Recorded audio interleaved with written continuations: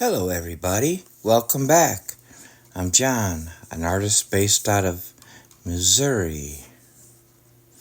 Okay, the three primary colors.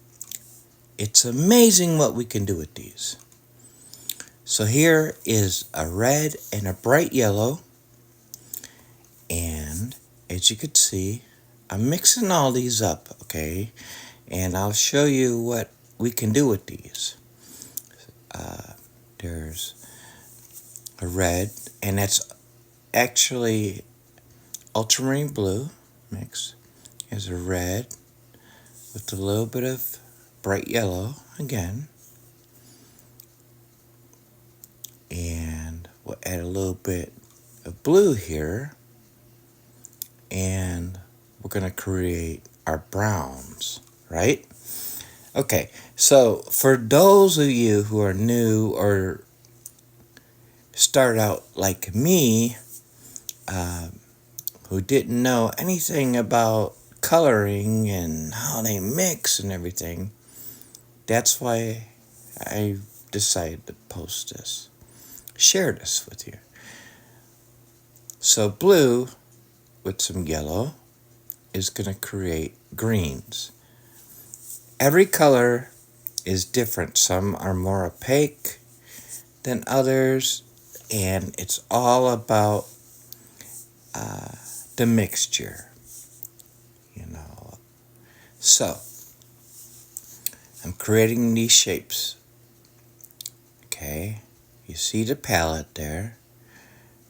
Now I'm going to give you some ideas here. Of course, we've got on the palette, we've got our secondary colors too. Okay, yes, you can create your browns. I had just showed you that. I'm going to show you a few other things here while we're at it. Okay, so you take your blue and throw some bright yellow on it. Okay, some bright yellow, and you'll get your different shades of green.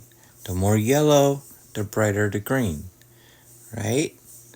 Kind of like the more yellow with the red, the brighter the orange, and so on. Now here's the thing, okay? We talk about burnt sienna, right?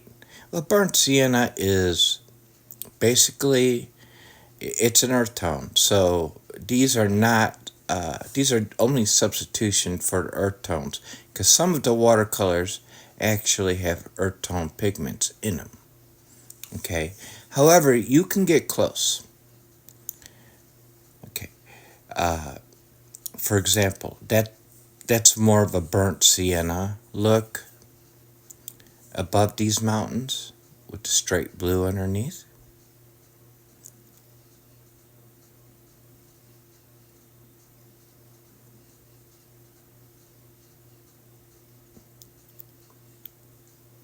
I'm going to create a burnt umber. I'm going to create flesh tones. Okay, your basic flesh tone is very simple. It's red and a bright yellow. And how you dilute it, okay? If you want a brown, the darker the flesh tone in watercolor, with only the primary colors, you add a touch of blue, because blue is a very strong pigment. And so is the red. But it all depends on how diluted your watercolor is, your ratio from one color to the other. However, like this palette I'm using, it's so easy. You could buy these for like $2 and just experiment with them and write down, look at this. This looks like a burnt sienna. It looks like a burnt sienna, right? Ah, Put a little blue in this sucker. Now what are we gonna look at? We got a little blue here. Now we got a dark tone. What happened? Throw a little bit more yellow. Get your yellow ochres out of here too. Yellow ochre has brown properties in it. It is an earth tone, right? Now, when you mix everything together, here are the shades real quick.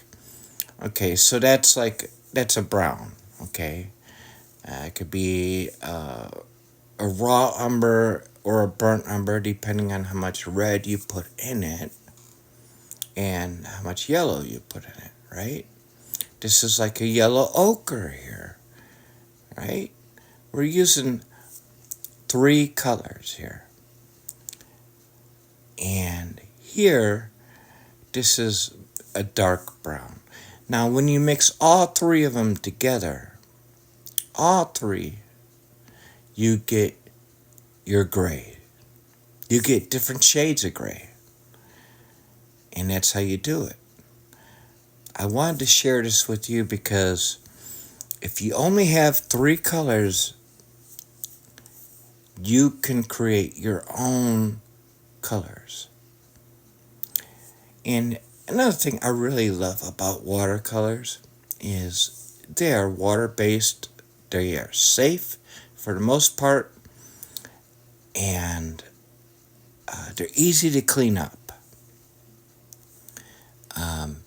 And when you put water on them, you can reactivate them. You can move them. You can move the colors.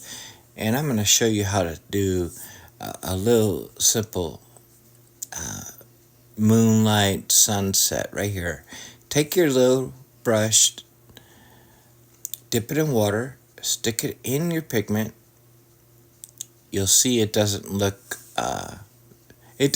very sunny or nothing with the pigment because it's wet. However, you wetted it, so now what you do is because it's wet, now you can lift it up and even create clouds wherever you want to.